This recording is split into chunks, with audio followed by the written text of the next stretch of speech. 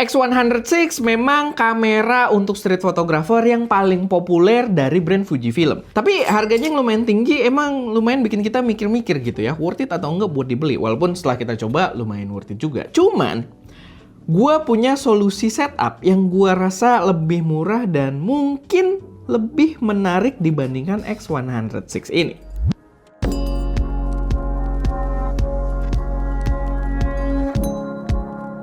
Halo semuanya, selamat datang di channel SM Media dengan gue Erwin. Dan pada video kali ini gue pengen bahas sebuah setup kamera yang gue rasa ini bakal jadi racun banget. Terutama buat kalian yang baru main kamera gitu ya. Kalian mau nyetrit atau kalian foto landscape atau ya kalian bikin konten pun sebenarnya ini juga sangat-sangat powerful dengan spesifikasi yang bisa diadu dengan jajaran yang tinggi. Jadi yang pengen gue angkat di sini adalah Fujifilm X-M5 digabungkan dengan lensa Viltrox 35mm f1.7. Dimana si kameranya ini kalau kalian pengen cek, kita udah ada reviewnya juga. Ini bener-bener powerful banget walaupun dengan ukuran yang sangat kecil ya. Mungkin gue akan perlihatkan side by side dulu si kameranya dengan iPhone gue gitu ya. Kecil banget gitu ya si X-M5 ini. Dan lensanya sendiri adalah lensa yang lumayan terjangkau juga. Walaupun sayangnya pas gue bikin video ini, lensanya belum mulai dijual ya di Indonesia. Tapi perkiraan harga lensanya itu sekitar di bawah 3 juta.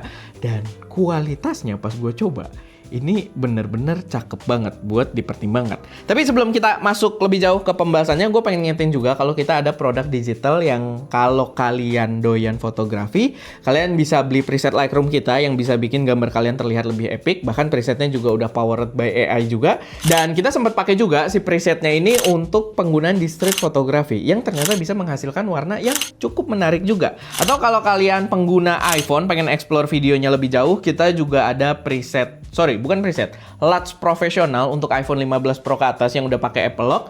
Itu dengan harga 300.000 aja kalian udah dapet 4 LUTs sekaligus yang bisa menghasilkan warna layaknya kamera mirrorless. Dan kalian bisa bandingin ya, ada beberapa LUTs yang lumayan profesional juga dari luar gitu ya, dari influencer luar. Itu harganya biasanya 1 LUT saja. Karena gue sempet nyoba juga gitu. 1 LUT saja harganya bisa 350 sampai 500 ribu. Dan di sini ya lumayan terjangkau. Kalau kalian tertarik buat coba, silahkan cek aja link yang ada di deskripsi. Gue lagi banyak kepleset hari ini ya. Dari semua apa yang kita lakukan hari ini, kayak agak kurang fokus gitu. Harusnya masuk sponsor kopi, cuman ya belum ada yang mau sponsorin kita. Tapi lanjut lagi, kita ke pembahasan si kameranya ini. Karena pertama mungkin gue akan bahas si kameranya dulu ya. Karena dengan ukuran yang kecil tadi, dia membawa spesifikasi yang bener-bener gokil. Harganya juga sebenarnya dia lumayan terjangkau ya. Dibandingkan tadi, di awal kan kita nyerangnya X106 ya. Di sini harganya 13,5 juta body only. Sangat jauh lebih terjangkau gitu ya. Dengan ukuran yang kecil. Dan yang jadi pembeda, kenapa ini juga worth it banget dibandingkan brand-brand lain di harga tersebut. Ini rasanya kayak beli kamera 20 jutaan ke atas sih. Feel-nya, build quality-nya itu bener-bener cakep banget. Emang yang membuatnya terasa murah, itu cuma satu. Cuma karena ukurannya kecil banget aja gitu. Rasanya jadi kayak mainan. Tapi dari build quality, semuanya, gripnya, lalu body-bodinya itu udah berasa metal. Berasa bener-bener profesional banget. Dan memang kalau dari segi spesifikasi, dia resolusinya nggak setinggi si X106 ya. X106 kan udah di 40 megapiksel. Sedangkan di sini dia pakai 26 megapikselnya Fuji. Tapi itu udah sensor yang propernya juga, udah sensor X-Trans gitu kan. Karena mereka udah meninggalkan sensor Bayer mereka juga sepertinya. Jadi gambar yang dihasilkan ton warna Fuji itu keluar di sini cakep banget. Dan yang mantep, spek videonya juga dia termasuk spek paling gokil gitu. Di ranah kamera mirrorless kecil gitu ya. Karena dia udah bisa sampai 6K open gate. Walaupun open gate mungkin ya agak overrated gitu kan fiturnya. Kita sendiri juga nggak sering pakai open gate, tapi dia bisa gitu. Dan dia ada manfaatin open gate-nya itu buat dapat video ini juga ya. Kalau kalian banyak main di TikTok atau short form konten yang videonya vertikal, itu dia open gate-nya ada manfaatin fitur yang buat langsung jadi video vertikal. Dan menurut gue itu implementasi yang seru juga dari kamera ini. Sama ya kelebihannya dibandingkan kalau kalian pakai X106. Di X106 itu kan lensanya udah fix gitu. Udah stay kalian bermain dengan lensa tersebut. Walaupun dia ada fitur cropping lagi, ada digital zoom gitu kan. Tapi di sini kalian punya mounting Fujifilm X-Mount yang kedepannya future proof untuk kalian yang pengen explore lebih jauh. Mungkin kalian kedepannya pengen foto-foto portrait dengan lensa yang lebih panjang, atau mungkin bahkan pengen ngambil wildlife gitu kan. Walaupun wildlife agak lucu sih, nanti kita lensanya gede banget, kameranya super kecil di belakang, ya agak lucu, tapi secara spesifikasi capable gitu. Karena fiturnya udah paling tinggi, gambar bagus gitu, dan dengan X-mount-nya ini kalian bisa explore banyak pilihan lensa. Emang belum sebanyak pilihan lensanya Sony ya, tapi Fujifilm ini termasuk X-mount-nya ini yang paling banyak setelah Sony gitu. Jadi lumayan nyusul Sony untuk lensa-lensa third party-nya. Untuk ekosistemnya bisa kalian explore lebih jauh lagi, dan harganya juga kayak yang kita lihat di sini dari Viltrox sendiri udah murah-murah banget. Sekarang bahkan ada TT Artisan, ada Mieke gitu kan, yang menurut gue pilihannya juga banyak banget. Sama sekarang kita masuk ke lensanya. Kenapa gue pilih 35 f1.7 ini? Karena harganya murah banget. Harusnya itu di bawah 3 juta. Kita sih belum lihat di etalase resminya karena belum dijual resmi juga di Indonesia.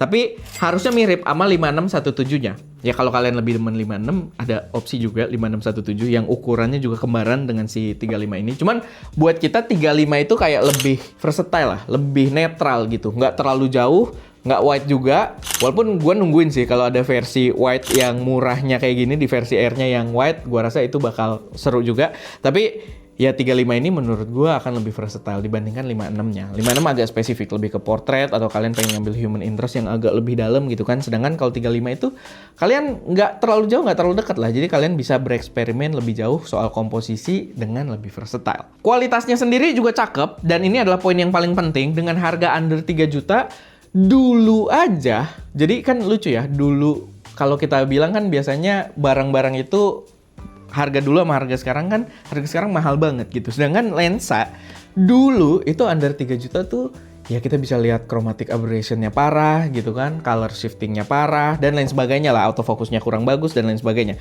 Sedangkan di sini dengan harga di bawah 3 juta di zaman sekarang ini ya, si Viltrox dengan 35-nya ini itu benar-benar cakep banget. Kita udah tes juga, autofokusnya bisa memaksimalkan bodinya, lalu dia juga warnanya cakep, tone Fuji-nya keluar, sama ya harganya terjangkau gitu. Harganya enak banget. Cuman yang lucu, si 35 ini tuh jajaran R-nya Fuji ya, jajaran yang murah dan lumayan compact, kecil, cuman XM5-nya terlalu kecil ya. Jadi masih kelihatan agak gede lensanya di XM5 ini. Gua harap kalau Viltrox bisa keluarin kayak pancake-nya mereka kemarin ya, yang 28 mm.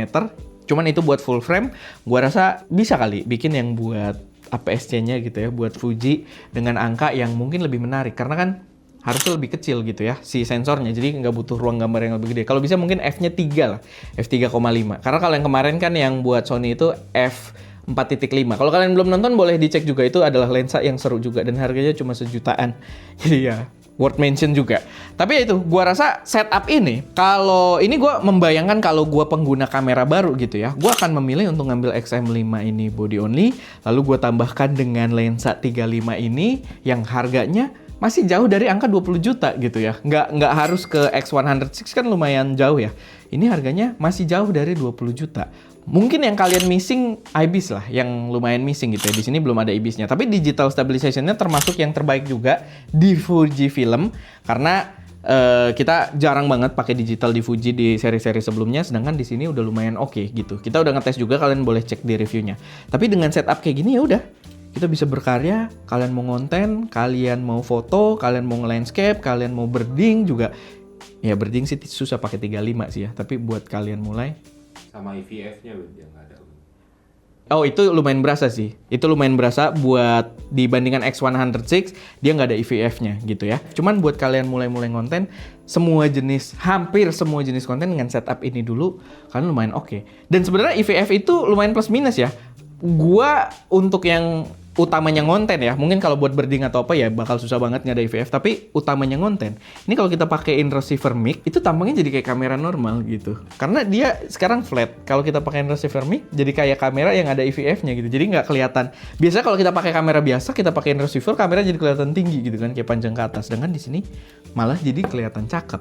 Tapi ya paling itu sih oke banget buat kalian mulai ngonten atau mulai foto-foto, buat kalian exploring komposisi. Gua rasa ini adalah setup dengan harga yang terjangkau dan spesifikasi yang rasanya itu kayak kamera flagship. Dan gue bisa sangat rekomendasikan ke kalian.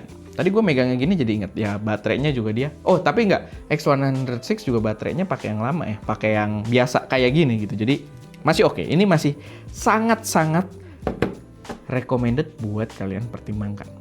Oke, paling itu aja sih sedikit buat video kali ini. Kalau misalkan ada koreksi saran atau pertanyaan, silahkan taruh aja semuanya di kolom komentar. Dan kalau kalian punya pendapat kalian sendiri juga seputar setup ini, atau kalian punya opsi setup yang kayaknya lebih cakep untuk ngalahin X106 ini, atau ngalahin setup yang ini, XM5 plus Viltrox 35, boleh taruh semuanya di kolom komentar. Karena mungkin bisa membantu juga buat teman-teman yang lain. Itu aja, semoga bermanfaat. Gue Erwin, di belakang kamera ada Azka, dan jangan lupa untuk berkarya.